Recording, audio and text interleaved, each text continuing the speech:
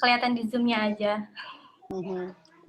Nanti akan kita rolling. Jadi setiap mahasiswa akan mendapatkan setiap fasilitator secara bergilir untuk mentoringnya ya. Nah, oke, berarti sudah dibaca. Tadi Bu Livia sudah menjawab ada 3 capaian mata kuliah. Ada 3 sub capaian mata kuliah untuk mencapai mata kuliah ini. Sub capaian yang pertama apa? Pak Hans Hermanto, apakah tahu apa yang Bapak akan bisa ngapain dalam mata kuliah ini? Pak Hans sudah baca overview-nya di e-learn? Sudah baca Pak Hans? Ini bagi yang baru masuk tolong ya supaya saya tutup langsung. Sudah, Ibu Sonia udah masuk ya? Oh, sudah lihat ya. Bu. Bu Sonia sudah? Udah. Oke, Dani sudah?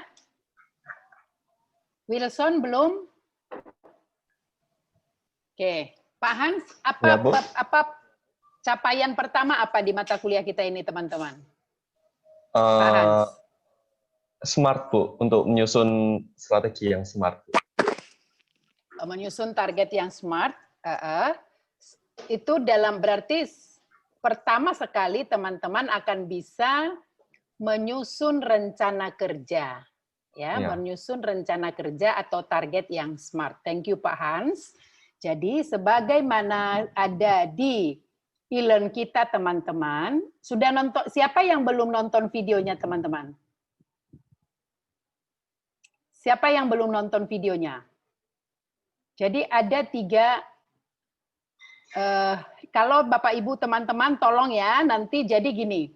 Oke, sekaligus saya sampaikan model pembelajaran online ini teman-teman akan sangat jarang proses receiver. Jadi teman-teman tidak akan lagi menjadi seorang receiver pengetahuan. Jadi teman-teman nggak akan mendengarkan dosen berpresentasi.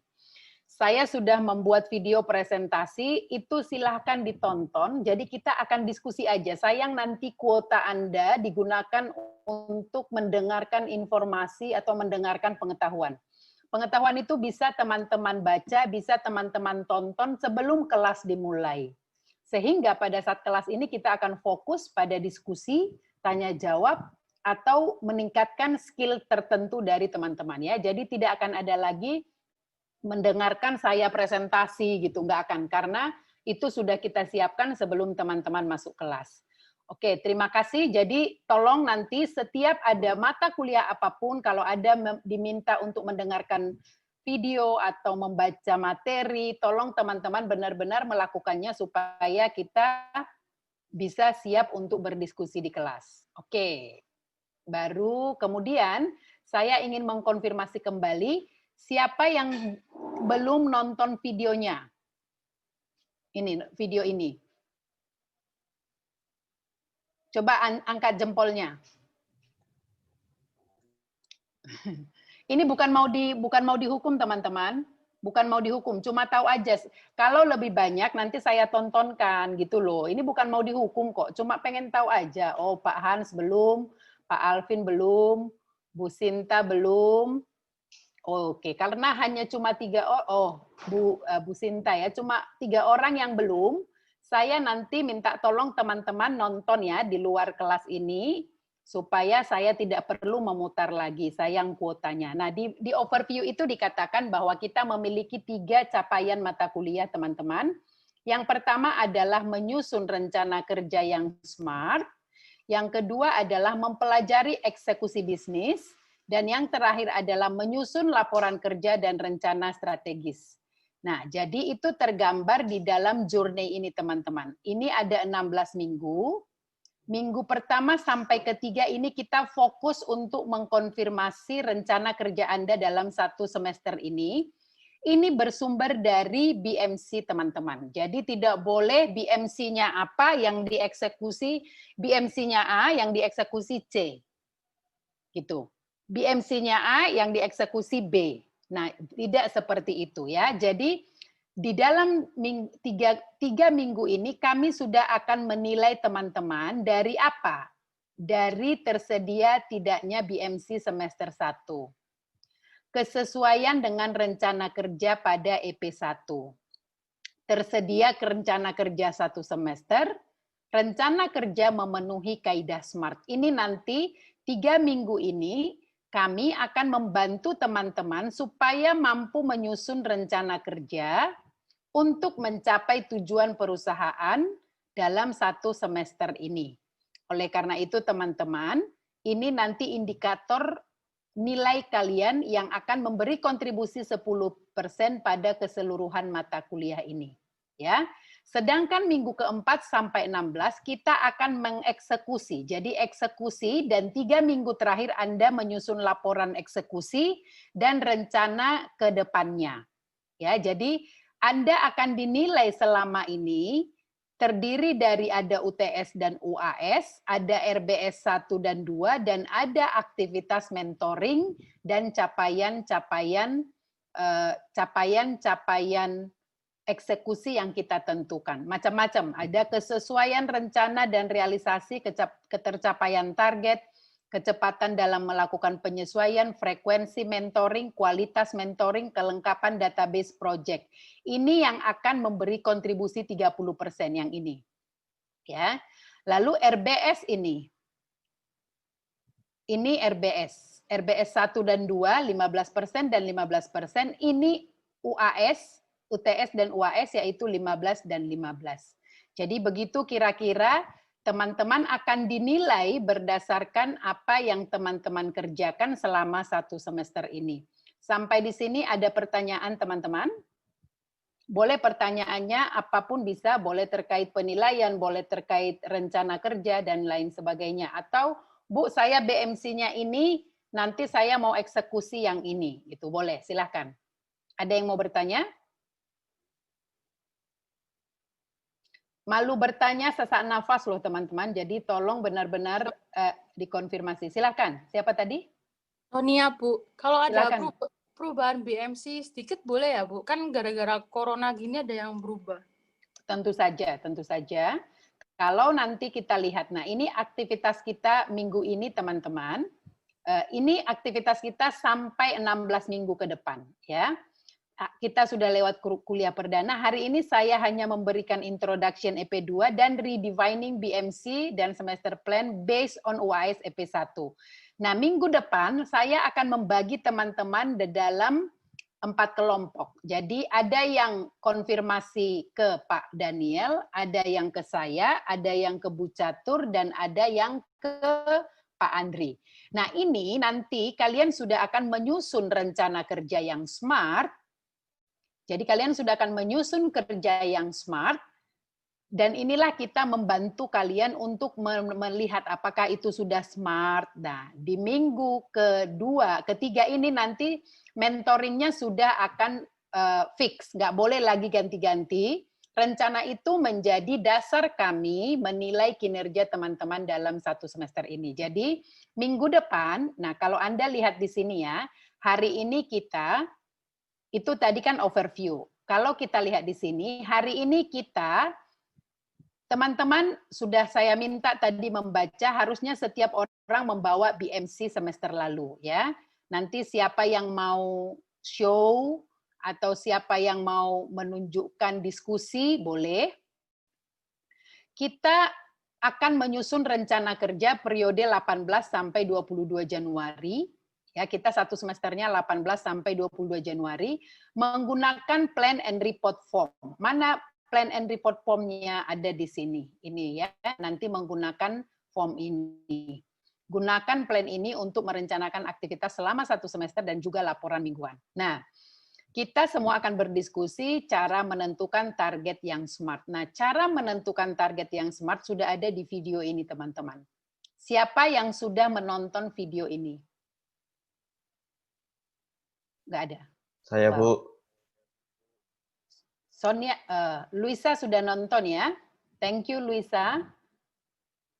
Hanya Luisa yang nonton. Sama Hans. Wow.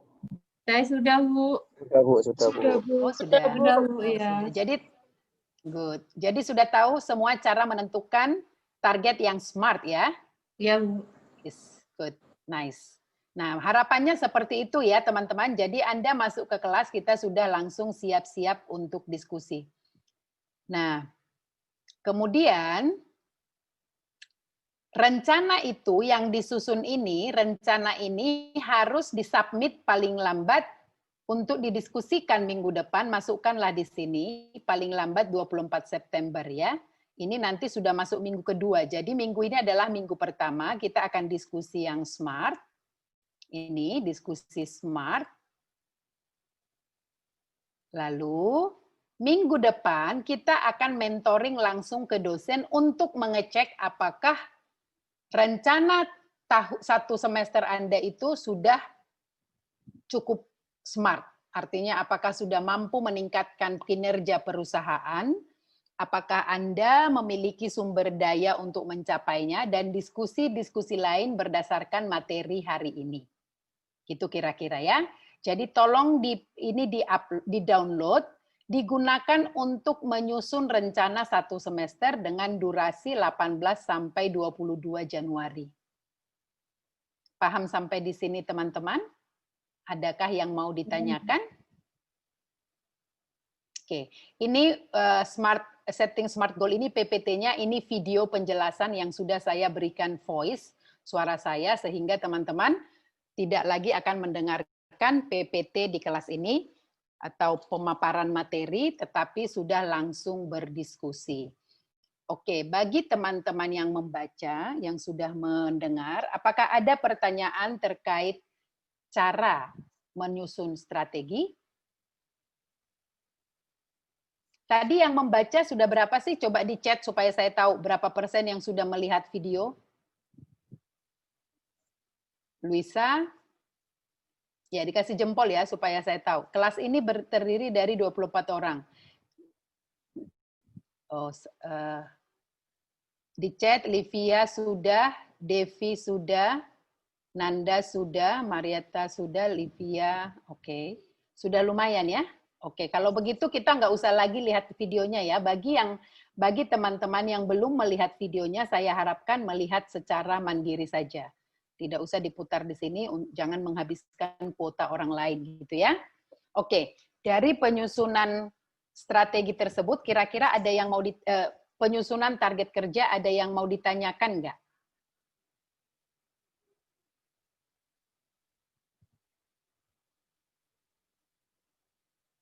Ada yang mau ditanyakan? Oke. Jadi sudah bisa dong kita bubar dan teman-teman menyusun sendiri? Gimana? Bu, mau nanya, Bu. Silahkan. Ya, jadi di EP semester kemarin kan saya diminta Bu Maureen tuh buat 2 BMC kan, Bu.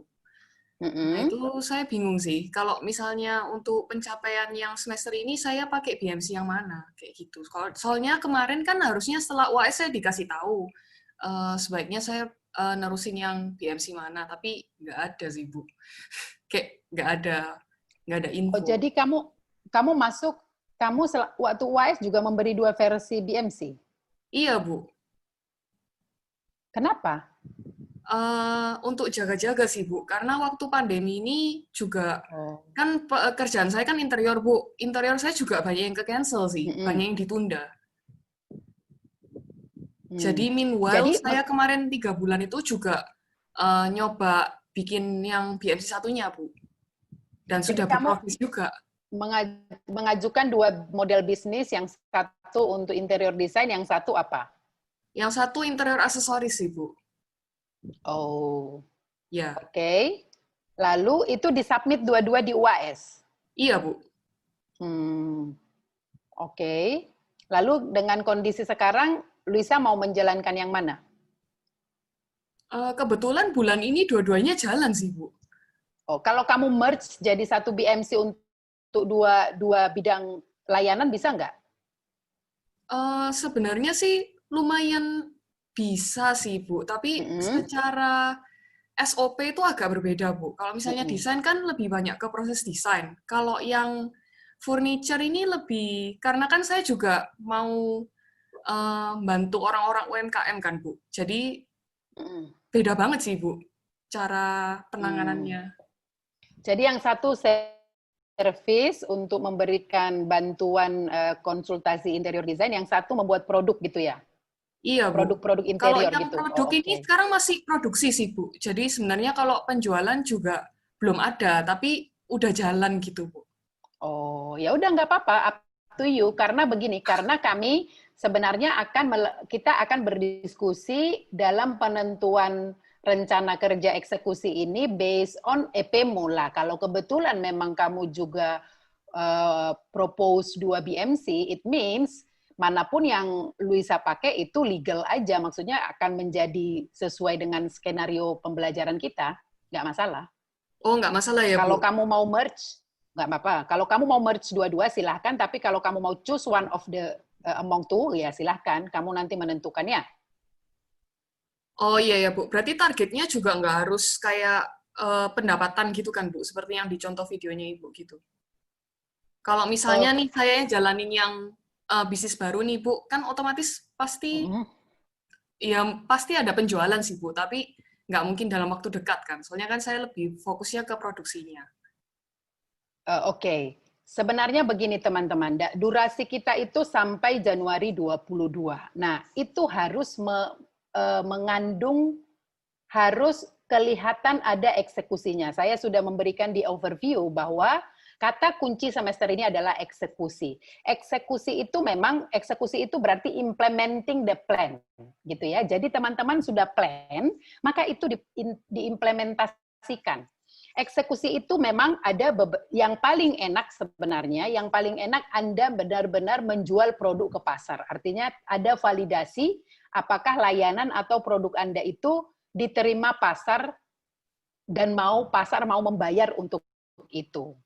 Tetapi memang ada beberapa model usaha yang eksekusinya itu tidak sampai dalam satu semester tidak sampai menjual produk. Mungkin saja dia hanya preparation, masih membangun, misalnya kompleksitas usahanya begitu besar, sehingga misalnya dia masih hanya membangun pabrik gitu. Takes time karena pabriknya itu berapa hektar ya, tentu kita akan menunggu, tetapi itu juga kan sudah part of execution. Dia mengeksekusi rencana membangun pabrik, rencana mengumpulkan bahan baku. Nah, itu harus tergambar bahwa memang itu adalah rencana yang visible untuk mencapai target akhir gitu loh. Jadi memang tidak harus penjualan, tetapi kami juga akan punya wisdom nanti menentukan, oh kamu itu tidak sampai penjualan karena kompleksitas preparation-nya a little bit complicated gitu. Makanya nanti kan minggu depan kita akan berdiskusi, saya dengan mahasiswa, Bu Catur dengan mahasiswa, untuk menentukan bahwa targetmu ini memang tidak cukup realistis dicapai, tidak terlalu santai kan? Teman-teman ya, ingat nggak videonya? Apa yang dikatakan di video itu? Target yang smart itu apa? Terkait dengan realistis dan achievable. Siapa yang bisa mengingat teman-teman? Bisa sharing? What did the video say? About plan yang baik atau target yang baik. Itu mungkin di bagian achievable atau realistis. Siapa tadi yang mau menjawab? Yang itu Bu, masalah YouTuber 2 juta subscriber by the end of November. Nah, itu kan kita startnya sekarang sudah September. Nah, untuk mencapai 2 juta subscriber di contohnya Ibu itu kurang realistis dan visible. Nah, kita harus temuin yang tepat lah gimana supaya tetap realistis tapi juga visible juga. Ya, betul. Jadi tidak terlalu ambisius, tetapi in other hand, saya juga menyampaikan di video itu kan, tidak terlalu nyantai gitu kan. Nah, kami nanti, Luisa, para mentor, para fasilitator akan bisa menilai apakah memang rencana ini terlalu lambat atau terlalu ambisius. Tentu kami bisa menjadi partner Anda berdiskusi. Gitu ya, Luisa ya? Baik, Bu. Thank you, Bu. Ya. Ya, jadi saya tidak akan mengatakan bahwa tidak harus penjualan ya Bu. No, it is not the jawaban untuk pertanyaan itu adalah it depends on how complicated your plan is gitu. Kalau dia hanya misalnya small company gitu yang setupnya juga nggak cukup dua hari, 3 hari ya, tentu penjualan menjadi salah satu fokus target yang ingin kita lihat gitu loh ya. Thank you Luisa for asking. Yang lain? Bu, mau tanya. Silakan. Silakan Kan Bu Sonia. Itu BMC saya yang pertama itu kan bahas yang, jadi awalnya itu saya mau produksi keramik. Terus gara-gara corona, produksinya stop, terus akhirnya saya buat tapi masih berhubungan dengan keramik, kayak DIY. Nah, tapi gara-gara DIY-nya udah oke, terus sekarang gara-gara saya mau tambah gedein usahanya, saya nambah lagi, tapi material yang berbeda. Apa itu BMC-nya perlu diganti atau gimana? Atau tetap jalan aja? Kamu mungkin adjust, karena jangan lupa teman-teman, seorang entrepreneur harus peka terhadap lingkungan, internal maupun eksternal. Kita tidak boleh strict atau stick on plan kalau kita merasa itu tidak masuk akal gitu ya. Kalau Anda lihat di sini, apa yang menjadi penilaian gitu ya. Kalau kita lihat di sini dia bilang apa di sini? Kecepatan dalam melakukan penyesuaian terhadap perubahan. Ini adalah part of skill yang harus dimiliki oleh entrepreneur atau manager ya. Jadi bahwa Anda misalnya Anda tenang aja karena saya sudah merencanakan begini, maka saya harus melakukan ini. No, it is not smart gitu ya. Kalau kita tahu bahwa ada perubahan eksternal yang membuat kita harus menyesuaikan plan kita, then do it gitu. Nanti di mentoring kami akan melihat apakah yang Anda rencanakan ini memang make sense atau perlu penyesuaian. Nah, dalam konteks Bu Sonia, ketika Ibu merasa memang ada adjustment, nggak apa-apa, kamu minggu depan kan kamu akan konsultasi dengan dosen ya. Kamu bawa saja langsung BMC awal dan adjustment BMC yang akan kamu jadikan plan di semester ini. Oh, oke. Ya, Bu. Oke. Terima kasih, Bu. Ada lagi yang lain? Teman-teman? Tapi kalau ganti bisnis boleh, Bu? Oke. Ini pertanyaan yang saya jawab gini. Tidak ada, kalau saya bilang tidak boleh, berarti saya bukan seorang entrepreneur yang open mind. Kita sudah melihat produknya nggak laku di pasar, kok dipaksa gitu. It means, pasti boleh. Tetapi jangan lupa, kemampuan Anda merencanakan itu adalah salah satu, planning adalah salah satu fungsi dalam manajemen Bapak Ibu. Kalau Anda sangat jeli melakukan perencanaan, maka harusnya tidak akan ganti total. It just like seperti tadi Sonia sampaikan, adjustment gitu. Makanya nanti di penilaian ini, kesesuaian dengan rencana PDEP 1 menjadi salah satu indikator. Kenapa? Apa gunanya Anda satu semester di EP1, dibolak-balik BMC-nya, in the end of the day ternyata dia tidak akan memberi manfaat apa-apa di semester 2. Gitu. Tapi tetap kita juga sangat terbuka bahwa memang lingkungan yang berubah dengan cepat bisa membuat rencana terbaik pun tidak visible. Nah, tetapi untuk mengikat bahwa teman-teman merencanakan sesuatu itu untuk jangka panjang, maka memang nggak apa-apa Pak Alvin, karena kalau itu tidak visible, kenapa harus dipaksa? Tapi memang ada satu ikatan di sini, kesesuaian dengan rencana pada EP1, salah satu indikator yang akan dinilai.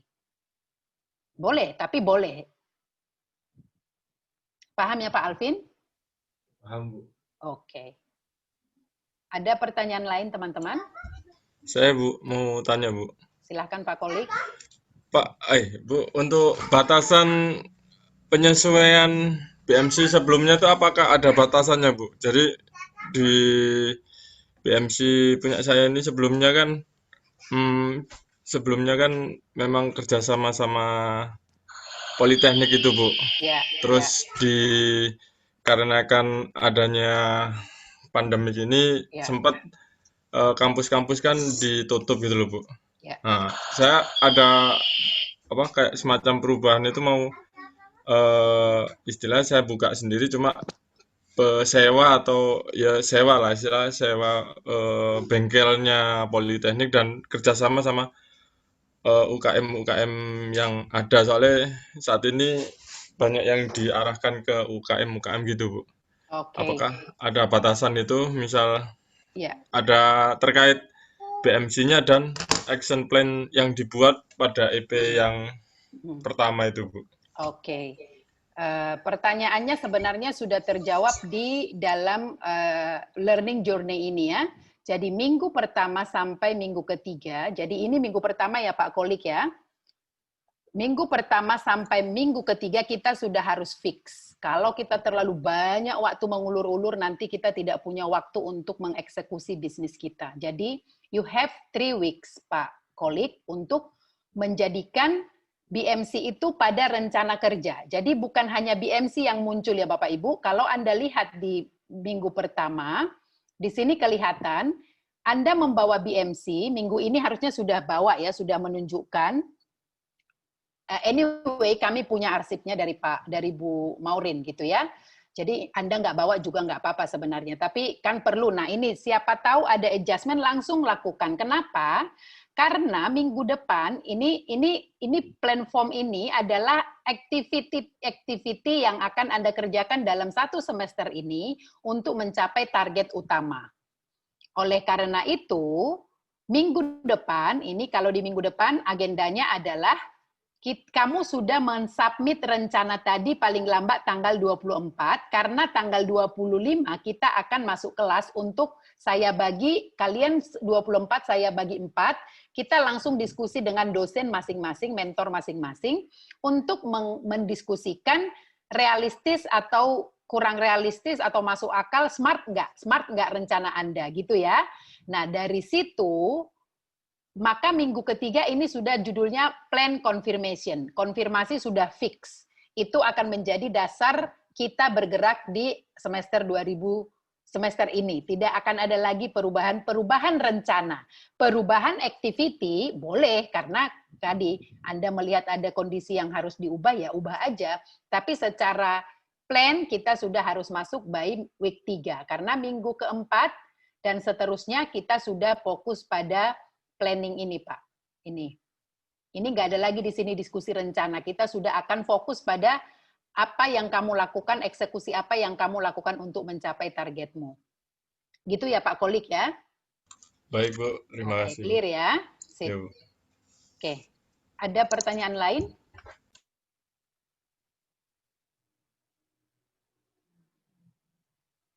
Pertanyaan lain, teman-teman? Oke, kalau tidak ada, saya ingin membagi. Oh, silakan. Bu, sorry. Ya? Ini Excel-nya yang plan report form itu yang ini kan ada 2 sheet ya, Bu. Yang di cuma yang execution planning worksheet. Benar ya, Bu? Sebentar ya. Nah. Yang satunya execution report worksheet. Saya berikan otoritas Livia untuk share. Please share ya, supaya teman-teman lihat. Thank you ya, please. Supaya kita diskusinya, nah ini maksud saya belajarnya begini ya teman-teman. Jadi lihat dulu, nah, apa pertanyaanmu? Gini Bu, ini kan ada 2 sheet di sini, execution planning worksheet sama report. Ya, sama report. Yes. Bedanya sih cuma ada keterangan, nggak ada keterangan gitu Bu. Exactly. Ini yang dikerjain sekarang yang deadline tanggal 24 itu berarti yang execution planning worksheet aja ya, Bu?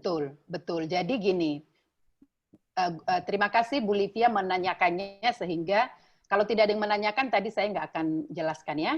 Nah ini memang namanya sheet-nya ini adalah planning. Jadi di sini Bapak Ibu nanti kan target besarnya akan dijelaskan di sini ya. Apa target utamanya. Lalu activity yang direncanakan dari September 2020, nanti delayed yang minggu 1 dan 2 ya, karena sudah lewat ya, sampai Desember kan Bu. Nah ini semua sudah direncanakan, lalu every week Anda akan membuat laporan di execution reporting ini, di sheet sebelahnya, Bu.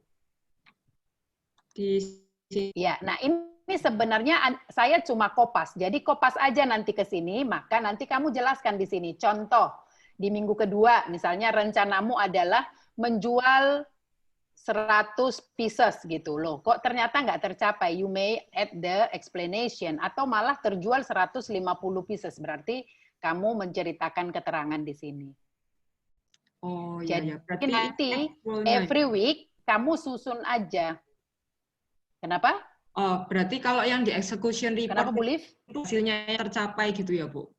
Iya, every week kamu akan mengisi itu. Sometimes dosen fasilitator akan meminta mana laporannya, sometimes tidak, tetapi kamu tetap harus confirm untuk mengisi itu tiap minggu, supaya kita tahu apa yang kamu eksekusi every week. Oh ya, oke Bu. Okay. Clear ya Bu Livia ya? Terima kasih. Iya, thank you. Jadi sebenarnya itu kopas, tapi memang yang satu adalah plan, yang satu adalah report. Gitu kira-kira ya. Pertanyaan lainnya, Bapak Ibu, teman-teman? Oke. Sambil menunggu, silahkan mungkin ada ini yang lagi nonton video karena tadi belum nonton gitu ya. Kita mau mendengarkan cerita-cerita inspirasi dulu, apa pentingnya sebuah bisnis ya. Saya mungkin mulai dari Pak Andre Wibowo ya untuk bercerita apa sih atau inspirasi lah untuk mendorong teman-teman, memotivasi teman-teman mengeksekusi apa yang sudah direncanakan. Silakan Pak Andri. Oke, selamat malam Bu Dame semuanya. Kayaknya semester lalu kita ketemu ya, saya sama Bu Catur kan satu kelas sama kalian, ya. Mungkin kalau semester lalu itu mau bikin apa gitu. Semester ini kan memulai mengeksekusi. Jadi kalau tadi saya lihat penjelasannya Bu Dami ini gitu ya. Ya, menurutku itu sangat detail ya. Sangat detail. Benar semua, sangat detail ya. Dan saya tahu kalau itu mau diikutin susahnya minta ampun, apalagi disuruh mendokumentasikan reportnya tadi yang terakhir Livia share begitu ya. Sangat tidak mudah teman-teman ya, sangat nggak mudah. Tetapi mestinya kalau memang bisnisnya kalian itu real begitu ya. Kenapa saya bilang real? Karena mungkin ada di antara kalian ini yang tidak mengerjakannya, maksudnya gini, ya ini hanya sebagai sebuah tugas. Ya. Menurutku susahnya nanti di situ teman-teman.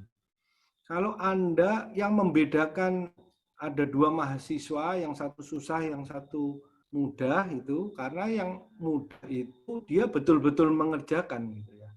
Tetapi yang susah itu karena ini dianggap sebagai tugas. Wah, itu setengah mati nanti gitu ya.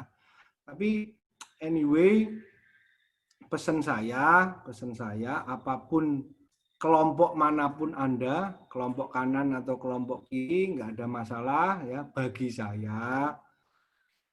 saya ya pokoknya ya dikerjakan yang terbaik saja gitu ya. Karena saya tahu bikin bisnis itu enggak mudah gitu ya. Tetapi kalau pengalaman saya dari corona ini, kita ketemu terakhir kan bulan Februari ya, yang UAS dari jam 2 siang sampai jam 10 malam tuh. Ya, itu Februari kita ketemu. Terus terang Februari ini saya juga susah ya. Bisnis saya ini kena semua gara-gara corona. Ya, kena semua. Susah.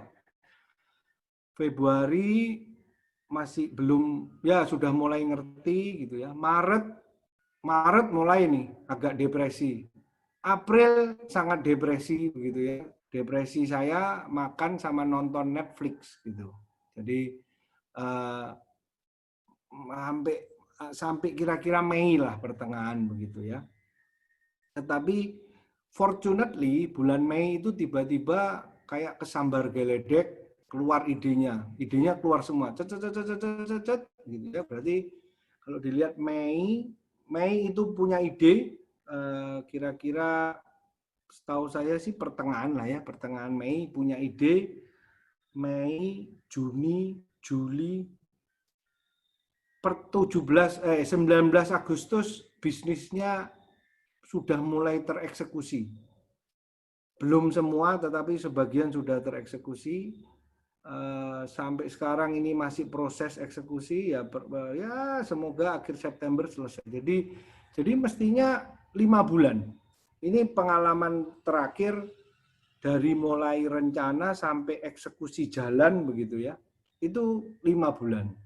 5 bulan bisa jadi bisnis. Gitu.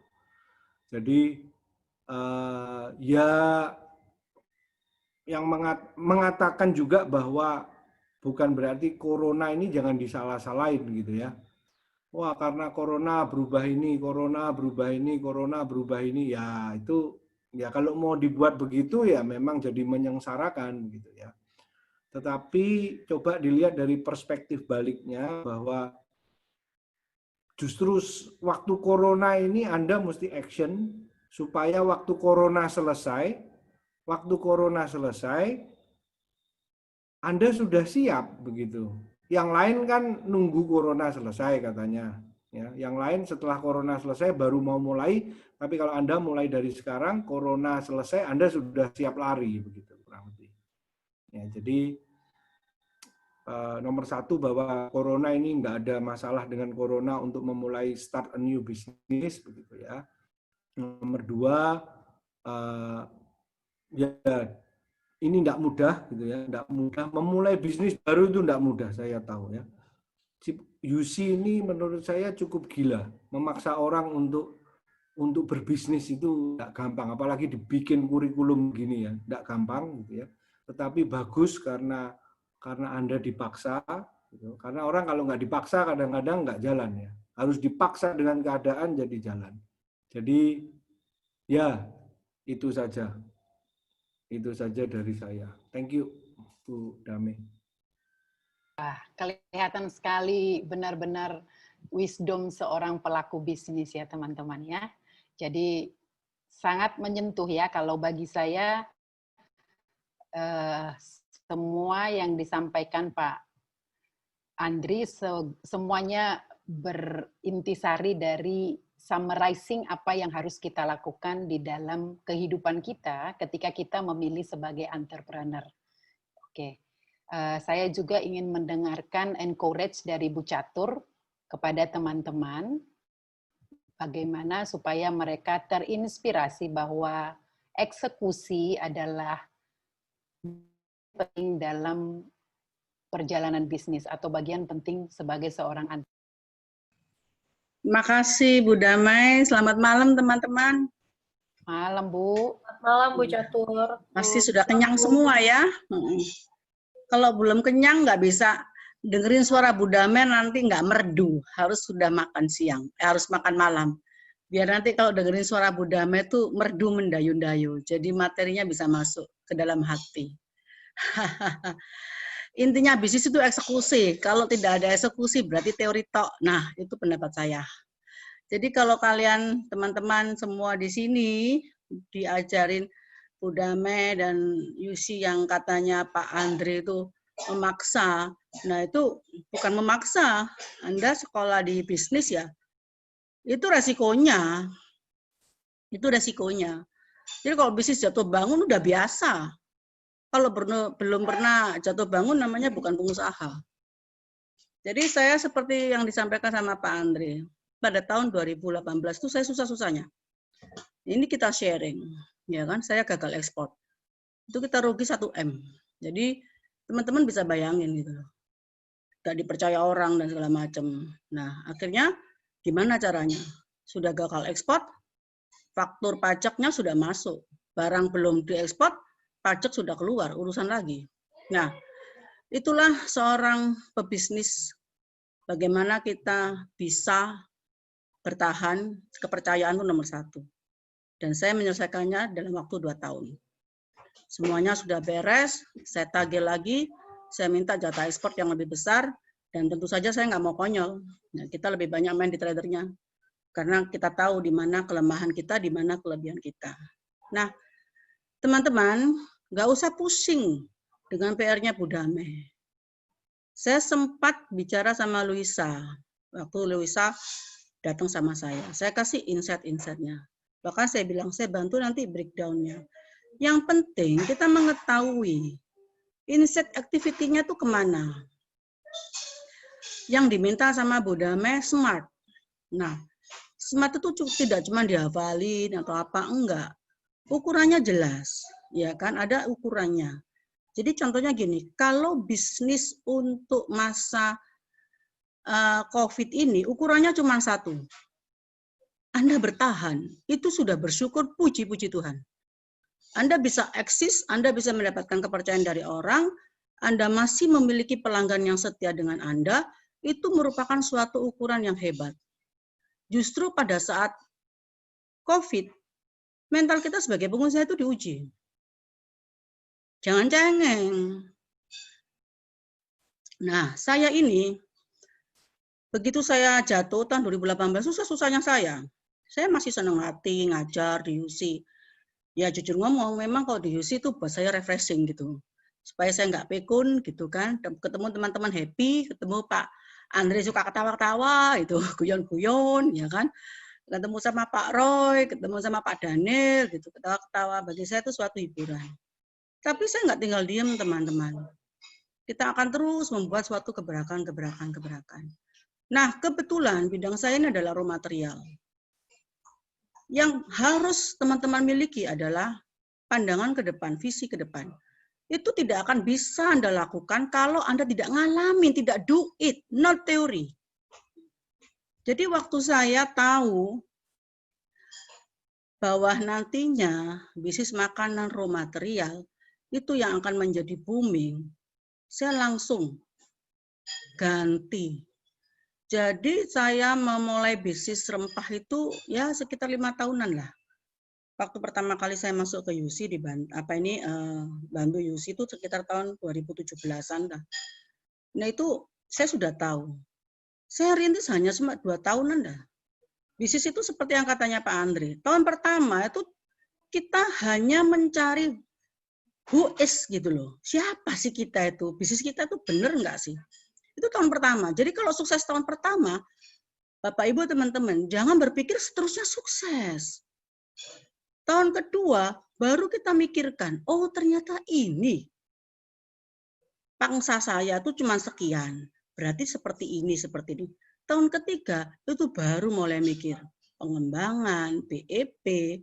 Jadi sebenarnya bisnis kalau serius, cukup 3 tahun aja. Itu kita sudah mengetahui. Siklusnya bisa jalan, bisa buka cabang, bisa kemana dan kemana, itu cukup 3 tahun. Makanya jangan heran. Kayak Pak Daniel, bisnisnya banyak. Pak Andre, bisnisnya banyak. Karena kami sudah ngalamin masa-masa itu. Kita sudah tahu, oh ini bakalnya berapa lama dan segala macam. Saya bilang sama Luisa, waktu dia curhat sama saya masalah UKM. Luisa paling enggak ya kaget lah ngeliatinnya. Kok bisa Bu Catur lebih memikirkan dia daripada saya? Mungkin pikirannya Luisa seperti itu. Karena saya katakan, kalau UKM pemula, jangan diajak sebagai partner. Bikin susah. Kamu sebagai pebisnis loh ya, kamu bukan LSM. Mulai dia pikir, kok bisa gitu Bu? Kalau kamu mau main target, harus dengan UKM yang memang sudah kelasnya seperti ini. Wah, banyak cerita sama Luisa. Nah, juga begitu sama teman-teman. Next, kita mau berpartner dengan siapa? Kelas kita seperti apa? Nah, nanti di situ baru di breakdown ke rencana. Nah, begitu di breakdown ke dalam suatu rencana, muncul. Dan rencana itu real. Bukan persepsi, asumsi kita. Nah, itu kebanyakan teman-teman terjebak. Bisnis itu real. Kosongkan pikiran kita, dan bukan kita gila ya, kita kosongkan pendapat kita, explore kepekaan di lapangan, nanti teman-teman akan nemu. Kalau kita mempertahankan persepsi kita nggak nemu solusinya. Akhirnya bundeli gitu loh. Nah, begitu bundeli, kita memaksakan bisnis kita tuh harus jalan. Nah, ingat loh, yang membesarkan bisnis itu cuma 2 loh. Pelanggan dan supplier. Yang membesarkan bisnis kita gitu. Karena kita cari cuannya tuh dari dua-duanya. Nah, makanya itu teman-teman, bisnis apapun selalu ada suppliernya. Bisnis apapun pasti ada pelanggannya. Entah pakai channeling apapun, metode apapun, kita nggak bisa bisnis sendiri. Nah, gitu insight saya. Bu Dame, saya semangati teman-teman, jangan loyo. Ayo, sekolah di UC nggak boleh yoyo ya. Iya, pengusaha itu justru diuji pada saat sekarang ini. Ya kan, nggak boleh manja. Nah, makanya saya bilang, saya siap bantu. Mungkin kalian kurang peka terhadap aktivitinya. Nah, nanti akan muncul aktivitinya. Contoh paling gampang. Ini waktu saya punya Luisa, dia ada mulai dari action, ya. Nah, Lucia ini rajin gitu. Nah, dia ini saya kasih insight ke Luisa, menyemangati apa video-video yang menginsetkan dia. Ya, bisa nggak apa-apa ya, saya discuss ini about dirimu ya. Sebagai contoh teman-teman yang lain semangat, karena Luisa ini semangat. Dia bikin dari mulai awareness 3A, dia bikin dari mulai awareness, dari mulai interest ya kan, sampai ke action. Awareness dulu. Setelah awareness baru interest. Setelah interest harus action. Actionnya diperkecil. Awareness-nya diperbesar. Interest-nya diperbesar. So, kita mau cari duit di action-nya itu seperti apa? Justru di action-nya Luisa nggak banyak. Nah, ini yang saya bingung. Habis action, loyalty. Nah, loyalty itu hope kita. Tapi begitu Anda masuk ke action, itu diperjelas. Di sini Luisa bilang, apa yang dikatakan dengan action? Share the success story dengan crafter, ya kan? Terus dia juga conversion rate optimization. Ini bukan, ini versi Luisa, perception. Tapi action yang jelas adalah satu. Misalnya, saya akan mengeluarkan produk unggulan.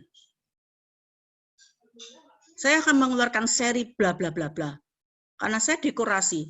Ini adalah musim COVID. Saya akan membuat Save Planet kayak apa kayak model-model apa kayak. Nah, itu insight-nya di situ. Nah, ini yang maksudnya Budame ekstraksi apa? Jangan pakai bahasa mohon maaf. Kalau sudah action harus bisa di-actionkan 100%, not teori. Jadi saya sarankan sama Luisa nanti kita bisa kontek-kontekan, kita bisa ngomong, action itu harus terukur. Terukurnya apa? Ya balik meneh. Interestnya seberapa jauh, awareness-nya seberapa jauh. Diotek-otek dari ukurannya Luisa, karena Luisa buat ukurannya seperti ini. Jadi begitu kita action, nah kita mengeluarkan produk seri baru. Serinya adalah seri Save Planet misalnya. Nah, itu yang tidak ada di decoration. Nah, ini contoh paling detail. Nah, di sini Luisa belum ngomongin mengeluarkan varian baru, misalnya. Yang kedua, dari varian baru ini saya hanya membuat 3 desain atau 2 colors karena untuk menghemat. Alasannya menghemat, ya kan? Padahal kita pingin apa? Lebih dikenal orang. Dengan 2 colors orang akan tahu kenapa ada black and white, kenapa ada monokrom. Main-mainlah di situ, terjemahkan lebih detail. Karena desain itu adalah imajinasi. Nah, berapa banyak teman-teman di sini yang bisnisnya menggunakan imajinasi? Punya Sonia, your imagination. Saya nantang Sonia waktu itu. Sonia, bikinin saya dong keramik kayak gini. Ada permintaan loh. Saya rela, saya bayar. Minimal order berapa sih? Saya rela, saya bayar. Kenapa? Masa orang Indonesia nggak bisa? Itu loh made in Thailand. Nah, mungkin saya sudah share di grup. Ya kan? Nah, contoh-contohnya seperti itu. Nah, dari situ aja Sonia bisa melihat loh. Bisa melihat. Nah, bukan sekarang tuh pasar lesu, teman-teman. Mereka nggak tahu apa yang mereka beli. Bukan mereka tuh pasar lesu. Orang tuh pada panik. Ingat loh, orang panik tuh paling gampang dipengaruhi. Ayo sekarang produk kesehatan, semua laku. Mau Korea kayak harga berapa juta pun dibeli. Paham ya teman-teman? Semangat. Saya senang dengan semangatnya teman-teman. Ya, makasih Bu Dame. Itu insight saya. Bukan berarti saya, Pak Daniel, dan Pak Andre ini semua di sini nggak ada masalah. Oh, jangan diharap. Kita 30 tahun. Tahun 2018 tuh. Wah, yang dialami Pak Andre, saya sudah pernah ngalamin, Pak Andre Wibowo, saya sudah pernah ngalamin Pak saat tahun 2018 Pak. Mulai dari urusan polisi, urusan pengadilan, dan akhirnya saya yang menang. Kenapa? Ya gagal ekspor, bisa bayangin antar negara. Berapa harus bayar pengacara. Ya, tapi kita demi suatu nama, saya rela rugi. 500 juta melayang, saya nggak apa-apa. Kesempatan ekspor lebih banyak. Orang tetap percaya. Basically, bisnis adalah trust. Nah, terima kasih teman-teman. Semoga ini menginspirasi teman-teman dan tidak loyo ikut materinya Bu Damai. Oke, terima kasih Bu Catur. Ini materinya kita Bu Catur, bukan materi Bu Damai. Oke, thank you. Oke, sebelum Pak dan ya, saya mendapatkan komentar dari Devi dulu, Bu Devi Mawarni. Bu Devi, dari sharing Pak Andri dan Bu Catur, kira-kira apa yang menginspirasimu untuk melakukan eksekusi di semester ini? Banyak sih Bu, kayak nggak boleh takut, karena bukan hanya kita sendiri kan yang mengerjakan atau yang menjalankan bisnis, kita bareng-bareng di sini, satu kelas, dan kita sama-sama punya target sendiri-sendiri, dan kita nggak sendirian gitu sih. Karena orang-orang yang sebelum kita pun juga udah mengalami hal yang sama, dan memang butuh proses, tapi kalau kita nggak nyerah, pasti bakalan bisa. Gitu sih. Oke, terima kasih Bu Devi. Saya juga mau bertanya ke Pak Dani Santosa, semua yang berawalan D. Silakan Pak Dani. Iya, Bu. Apa inspirasi yang Bapak dapatkan dari kedua cerita atau inspirasi storytelling dari kedua praktisi yang sudah kaya dalam eksekusi? Silakan Pak Dani. Iya, saya ya cukup ini ya terkesan dengan sharingnya tadi Pak Andri, Bu Catur sama Bu Dami juga, gimana caranya survive di tengah kondisi seperti ini ya. Terutama ya saya juga sharing sedikit ya, benernya situasi sekarang juga nggak mudah gitu loh. Terutama di misalnya bisnis saya gitu kan, walaupun kecil-kecilan, lembaga istilahnya les-lesan lah ya orang bilangnya, itu juga ya kena dampaknya sih. Waktu semester lalu sih belum terkena, soalnya ya murid-muridnya pun ya komitmen untuk melanjutkan les terus, tapi begitu semester selesai itu, nah itu yang les peminatnya juga mulai berkurang. Ya faktor utamanya ya memang karena pasarnya sudah mulai ini ya, apa namanya, semakin kecil. Karena di angkatan saya itu, ya saya cerita sedikit, les-lesannya ini kan khusus teknik sipil untuk mahasiswa. Nah, dulu angkatan saya itu 200 lebih, 240. Terus seiring berjalannya waktu, mahasiswanya tinggal 200. Terus tahun ini yang masuk mabanya itu cuma 150. Nah, biasanya kita ya dari maba itu ya kurang lebih menggait 20% sampai 30%. Ya. Kalau tahun ini cuma 20% sih. Jadi sangat sedikit, 20% dari 150 ya sekitar berapa ya? Sekitar 20 sampai 30 orang.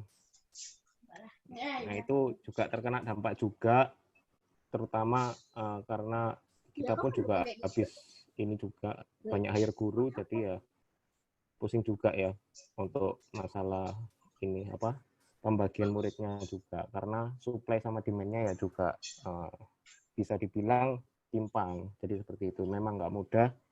Ya saya malam ini dengar sharing-sharingnya, apalagi Bu Catur tadi bisa tahan apa namanya 500 juta 2 tahun, bertahan dalam 2 tahun itu juga ya suatu hal yang nggak mudah bagi saya. Totalnya 1M, Pak. Wah, sakit perut Bu, sudah sesak totalnya nafas. Totalnya 1M. Iya. Iya, hebat sekali Bu. Ya, ya speechless sih saya dengar ceritanya Bu Catur gitu. Saya misalnya baru 2 bulan gini aja sudah pusing Bu, apalagi yang 2 tahun. Oke.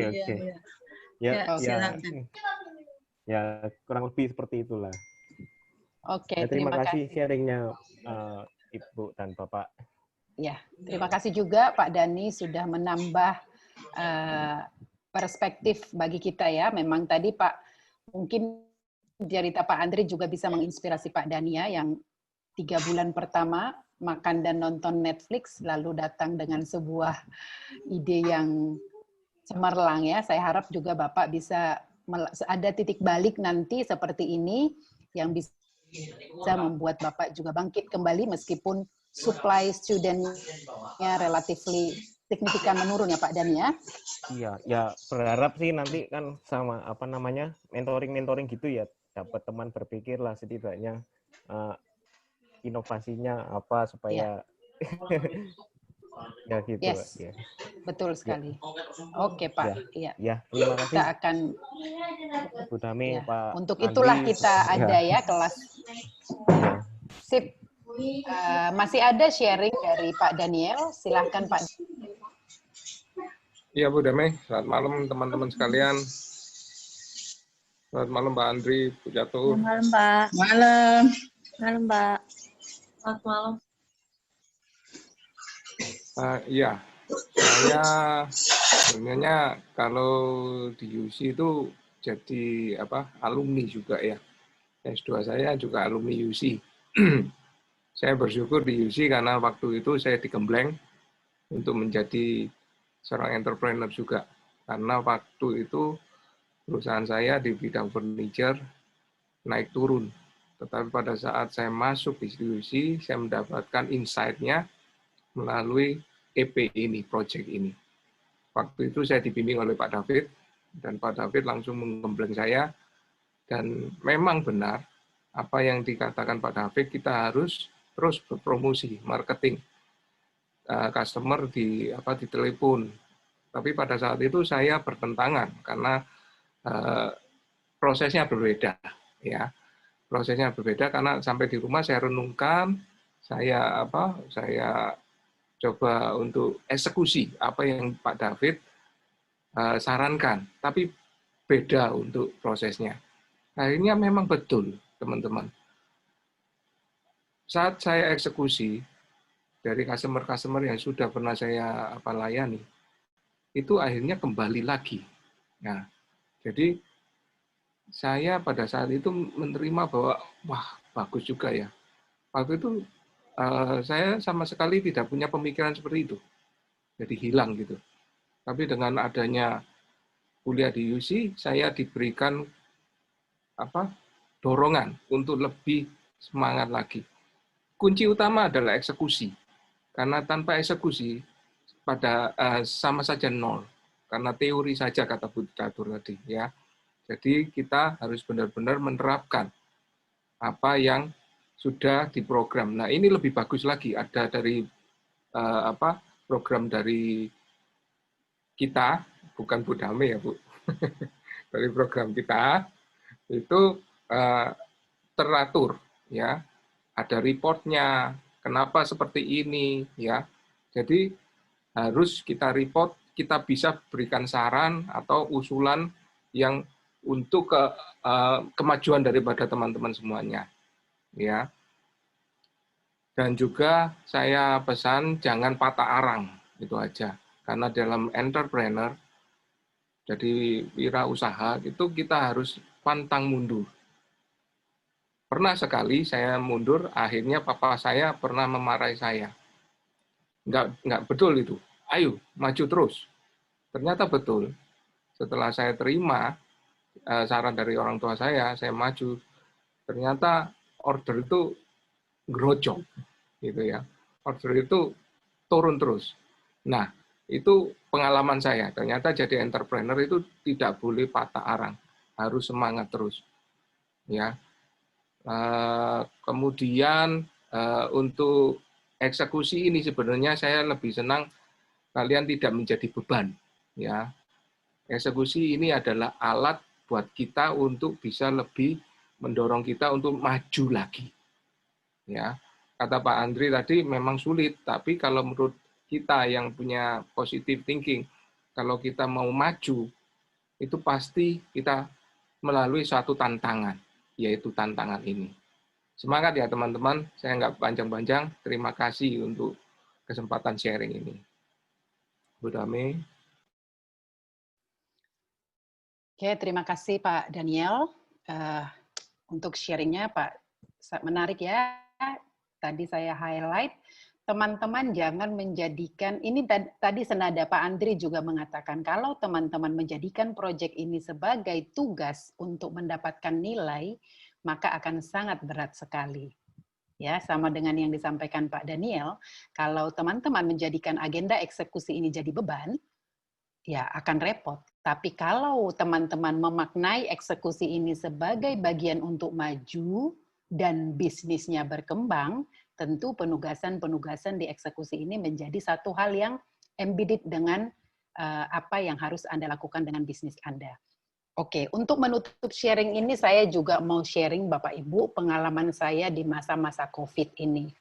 Menarik sekali, tadi ada dua kubu pemikiran yang sangat bertolak belakang tetapi bermakna sama. Pak Andri mengatakan tidak boleh menjadikan COVID ini alasan. Bu Catur mengatakan, loh COVID ini memang masalah. Menarik sekali. Nah, saya juga akan sharing teman-teman specifically tentang COVID ini. Pak Alvin sangat tahu ya, Pak Alvin, di bulan Mei posisi penerimaan mahasiswa baru itu di posisi 20 ya Pak Alvin ya? Ya, Alvin Santoso 20 apa 22 ya? Enggak sampai, Bu. 16 apa 20? 20. Ya, 16 20. Enggak, waktu di ya 20-an ya teman-teman, mahasiswa baru di MM. Target kita itu biasanya 60 per batch. Lalu saya merasa resah, saya ngobrol-ngobrol sama rektorat. Rektorat itu menjawab begini teman-teman. Ya memang sulit ya Bu Dame, kalau kita lihat juga para S2 di Indonesia kayaknya semua mengalami penurunan student intake. Gitu ya. Dan kemudian masa sih di S2, orang kan S2 ini kan tidak pendidikan wajib gitu. Jadi orang ya akan nunggu dulu berinvestasi pendidikan gitu. Pasti mereka lebih memilih fokus ke bisnisnya gitu. Rektorat itu menyatakan seperti itu ke saya. Lalu Pak Alvin di sini ada sebagai saksi ya. Saya juga meeting dengan Pak Winarto, marketing manager. Pak Win itu bilang, "Loh Bu, 20-an itu udah keren loh. Wong 20 itu untuk seorang pasca sarjana itu udah keren banget. Apalagi di posisi COVID seperti ini. Siapa sih yang mau studi lanjut gitu?" Saya agak terbawa arus gitu ya. Iya ya, 20 oke lah gitu. Oke, terbawa arus saya terus terang. Tetapi kemudian saya sadar, loh, persis seperti yang tadi Pak Andri sampaikan, loh, kalau kita merasa COVID ini menjadi masalah, ya masalah. Padahal kita selalu mengatakan ke mahasiswa masalah itu adalah peluang sebenarnya. Kalau kita melihat dari perspektif lain, masalah itu adalah peluang. Saya meeting dengan rekan-rekan dosen di S2, teman-teman. Kita bilang begini, we have to do something. Berhasil atau tidak berhasil, but we have to do something. Jangan kita menerima 20 ini sebagai suatu kondisi yang wajar karena COVID. We have to do something. Saya mencari jurnal, teman-teman. Saya membuat sebuah PPT yang menceritakan apa yang dilakukan orang pada masa-masa resesi. Ternyata di banyak jurnal dikatakan resesi ekonomi itu sebenarnya saat yang paling tepat investasi sumber daya manusia. Jadi seperti tadi Pak Andri juga sampaikan, ketika orang-orang tidak berpikir, kita sedang mencari ancer-ancer. Jadi kita pendidikan, kita pelatihan. Ketika ekonomi stabil, maka kita siap melejit gitu. Ketika orang lain berpikir baru mulai, kita sudah ancer-ancer. Saya membuat PPT itu dan saya komunikasikan ke banyak komunitas. Lalu Pak David mengatakan dan Bu Tina, kita harus menyerang pangsa pasar, target pasar kita dari seluruh penjuru mata angin. Tidak boleh dilewatkan. Apa yang kita lakukan? Kita buat acara ngopi untuk student existing. Untuk apa? Supaya mereka ingat bahwa mereka adalah student, siapa tahu mereka punya teman. Kita buat ngopi, teman-teman sering sekali kami kirimkan acara ngopi. Kita buat acara The Better Version of Me untuk alumni, IG Live setiap minggu. Setiap minggu mulai bulan Juni, tiap minggu. Kita buat webinar tiap minggu untuk mengingatkan seluruh orang bahwa ada MM Universitas Ciputra. Kita bombardir semua lini untuk memberitahukan ke masyarakat, karena kita nggak punya alat lain, kita nggak bisa bertemu, kita nggak bisa kunjungan, maka kita bombardir. Jadi kita merasa stakeholder kita itu adalah 3 orang, 3 kelompok, kelompok mahasiswa aktif, kelompok alumni, dan kelompok stakeholder umum. Kita serang mereka setiap minggu, mulai dari bulan Juni awal sampai bulan September diakhiri kemarin pas kuliah perdana.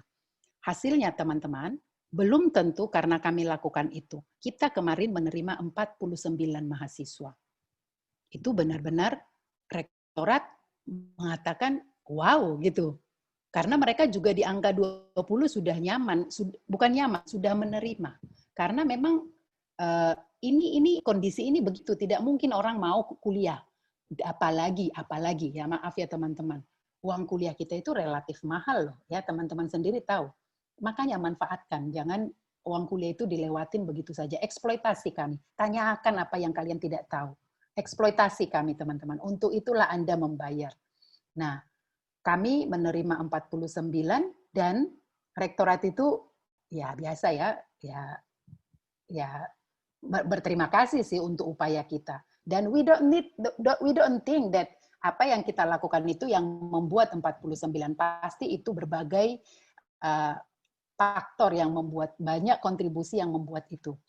Tapi kita cukup proud menunjukkan bahwa ternyata kalau kita tidak diam, tadi ya, teman-teman bertiga juga sudah menyampaikan, kalau kita tidak diam, ya kita tidak menyesal. Jadi seandainya pun mahasiswa kita tetap 25, apa 20, apa 30, kita kan tidak nyesal. Kita kan sudah melakukan upaya gitu loh. Kita sudah seluruh penjuru sudah kita serang, ternyata 30. Nah, kalau sekarang jadi 49, ya thanks God gitu. Itu berkat Tuhan pasti, tetapi pasti ada kontribusi karena kita berusaha. Nah, itu semoga Pak Dhani mendapatkan inspirasi dari apa yang kami ceritakan, karena Pak Dhani tadi yang bercerita bahwa dia mengalami masa-masa sulit sekarang ini dengan kondisi itu. Ayo Pak Dhani, kita bisa S2 bisa menunjukkan bahwa ini investasi mahal loh teman-teman ya. Artinya gini, bukan hanya uang yang kalian bayar ke UC, tapi waktu 2 tahun itu juga. Bayangkan di masa-masa kritis seperti ini kita bisa convenience orang untuk investasi. Itu tadi yang Bu Catur sampaikan. Orang lagi panik. Ya ayo kepanikannya kita ambil dalam bentuk yang positif. Ayo investasikan dirimu. Mumpung ini masih tidak, kamu nggak boleh lapo-lapo, ya wis kuliah aja loh. Nanti pas ekonomi stabil, kamu sudah bounce gitu kan. Nah, ini yang menjadi sharing saya teman-teman. Jadi nanti di dalam rencana kerja teman-teman, tolong jangan menjadikan COVID ini sebagai alasan untuk tidak perform. Gitu ya, Pak Andri tadi mengatakan. Boleh, kita, menurut saya juga pernah, kemarin itu mungkin cerita ya di grup kita ya Bu Catur, saya itu merasa bagaimana saya di awal-awal COVID saya juga depresi ya, agak-agak psikomatis ya. Jadi tiba-tiba tenggorokan saya itu sakit terus, saya tuh parno aja gitu.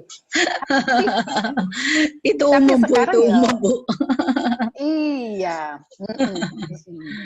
Artinya begini, hal umum adalah memang di masa-masa sulit orang relatif bisa memberikan atau memahami, oke lah kita agak lambat sedikit, survive aja nggak apa-apa. Kalau memang survive aja it's okay. Tapi if you can do something, kenapa tidak gitu loh ya.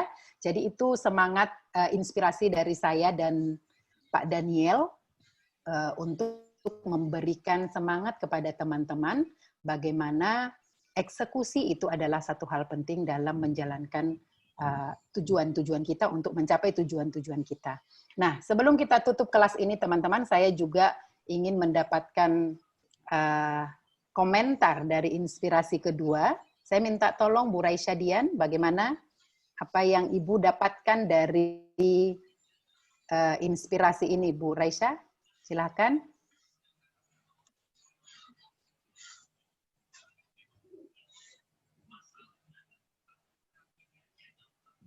Bu Raisa nggak ada ya? Oke. Lagi ke toilet kali ya? Masih nyanyi. Kalau begitu kita ganti dengan Pak Ronald Aristotelin. Iya, Bu. Silahkan, Bos. Halo. Ya, silakan.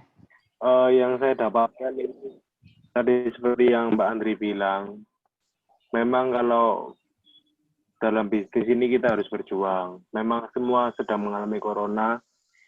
Saya juga mengalami penurunan omset yang signifikan. Saya bersama Bu Ivana juga menuruni omset yang signifikan. Tapi dengan adanya kita di S2 ini kita dipacu. Jadi mau nggak mau kita ini harus berinovasi. Jadi kita tidak hanya membuat bisnis ini bertahan, tapi kita ini malah membuat bisnis ini berkembang meskipun dalam keadaan corona. Itu yang saya dapat di EP1. Yang saya harapkan nanti di dalam EP2 ini kita dapat merealisasikan apa yang kita canangkan di EP1 melalui Smart ini, Bu. Thank you, Pak Ronald. Thank you very much. Saya juga minta bantuan. Oke, thank you, Pak. Nanti Bapak, tadi ya saya bilang, tanyakan segala sesuatu yang ingin Bapak diskusikan ya. Oke, kemudian satu lagi dari, siapa nih yang huruf awalnya R nih? Yang cewek menggantikan, Bu Rosalia Jasmine, silakan Bu Rosalia. Iya, Bu. Dari yang tadi saya dengar, jadi emang di COVID ini susah ya, di bisnis orang tua saya juga susah. Jadi saya juga di sini mau mencoba melalui EP ini, Venture Creation, saya juga mau mulai bisnis saya sendiri. Dan ya walaupun di masa-masa susah ini, saya juga berusaha untuk menjalankan yang terbaik dengan juga bantuan mentor-mentor dari UC juga. Jadi untuk seenggaknya bisa membantu keluarga saya juga, jadi nggak merepotkan mereka. Jadi ya itu sih harapan saya. Oke, terima kasih Bu Rosalia. Berarti saya harap semua ya, walaupun semua teman-teman tidak saya tanya satu persatu, tetapi inspirasi yang kami bagikan ini tentu untuk menyemangati teman-teman supaya di dalam satu semester ini siap. Jangan jadikan beban, jangan jadikan hanya in the name of nilai. Sayang sekali Bapak Ibu membayar mahal, berinvestasi waktu hanya untuk nilai. Saya pikir nilai itu akan berbanding lurus lah dengan apa yang Bapak Ibu lakukan. Jadi saya harap sesi-sesi kita dalam satu semester ini benar-benar sesi-sesi yang membantu Bapak Ibu bertumbuh baik secara individu maupun secara project bisnis. Gitu ya teman-teman ya. Nah, di pertemuan pertama ini saya ingin mengakhiri dengan mengingatkan kembali, kalau tidak ada pertanyaan ya, kalau masih ada, saya akan mengingatkan kembali apa yang akan teman-teman kerjakan. Hari ini sebenarnya Bapak Ibu, teman-teman sudah harus memahami cara menentukan tujuan.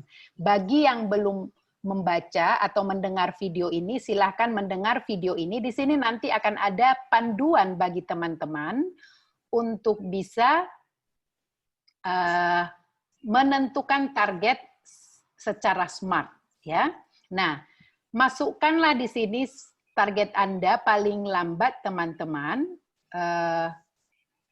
Paling lambat hari ini. Di sini masukkan untuk kita diskusikan. Jadi gunakan ini, plan ini masukkan di sini ya teman-teman. Ini deadline-nya adalah hari, ini kenapa tidak ada deadline-nya? Oh ini sorry. Ini week 1, sorry ya. Ini ada deadline, harusnya kalau saya lihat di, kenapa saya tidak buat saya kasih deadline supaya dosen Anda sempat melihat. Jadi masukkan di sini tadi yang form yang diberikan oleh Bu Livia untuk kita lihat bersama-sama, masukkan di sini. Ini belum dinilai teman-teman. Masukkan di sini paling lambat ini di hari Kamis. Kenapa tidak ada deadline-nya saya buat ya? Sorry ya, sebentar. Tanggal 24 Kamis. Oh, 24 ya? 24 di mana ya live saya buat ya? Di Ada dashboard itu ada kayak Bu. Tadi saya baca di tanggal 24 September sih Bu di depan kalau nggak salah. Iya, ketika buka dashboard itu nanti. Oh, ya, ya, ya. Ketika ini ya. Lo malah masuk. Oh, di sini, masukinnya di sini. Astaga. Ini masuk di minggu 2. Nah, teman-teman, kenapa tanggal 24? Kami butuh some time untuk membaca supaya ketika teman-teman berdiskusi dengan kami juga punya dasar. Jadi tidak pada saat bertemu di hari Jumat depan ya. Tolong dimasukkan di sini. Ini belum dinilai teman-teman. Ini masih bahan diskusi kita minggu depan. Ya, tolong masukkan di sini di minggu 2 teman-teman. Di minggu 2 ya. Masukkan di sini untuk bahan diskusi kita. Minggu depan saya akan membagikan 24 orang ini kepada 4 fasilitator untuk mendiskusikan rencananya. Ya, nanti saya akan bagi jamnya. Jadi Bapak Ibu tolong stay tune di dalam e-learn ini untuk saya dapatkan info-info. Yang dimasukkan di sini adalah memakai plan dan report ini. Nah, 1 minggu sebelum Anda menyusun, masukkan pertanyaan di sini. Kami akan bertanya dalam 1 minggu ini. Jadi misal misalnya Bu Marietta tidak paham nih, gimana sih apa yang harus saya isi? Ini sudah memenuhi spesifik nggak ya? Tanyakan aja di sini, nanti kami jawab. Ya, untuk teman-teman jangan bertanya di grup apa di mana, tetapi tanya aja di sini. Supaya kita jawab, baru dimasukkan 24, hari minggu depan, hari Jumat, kita akan dibagi kepada 4 fasilitator. Kita akan pakai breakthrough room, kita bagi-bagi untuk konfirmasi satu-satu. Apa yang perlu teman-teman bawa adalah BMC final, atau BMC awal dulu ya, BMC awal. Kami juga punya sih, tapi lebih baik teman-teman bawa, tunjukkan misalnya tadi Bu Sonia, Pak Kolik ada adjustment, ditunjukkan adjustment, dan sudah ada diturunkan dalam rencana 1 semester ini. Ini yang akan kita diskusikan 1 minggu depan. Jangan lupa submit tanggal 24, berikan kami waktu untuk membaca teman-teman. Jadi nggak kejutan. Kan teman-teman juga kami minta untuk baca sesuatu sebelum masuk kelas.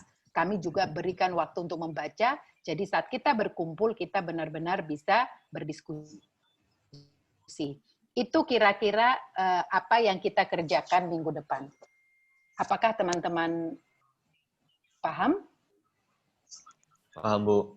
Kalau paham, tolong tanda jempol dong. Ya. Oke, Bu. Thank you. Oke. Ada pertanyaan tambahan sebelum saya akhiri pertemuan kita minggu pertama ini?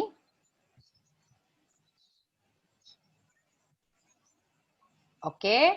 Kalau tidak ada, saya akan tutup. Bu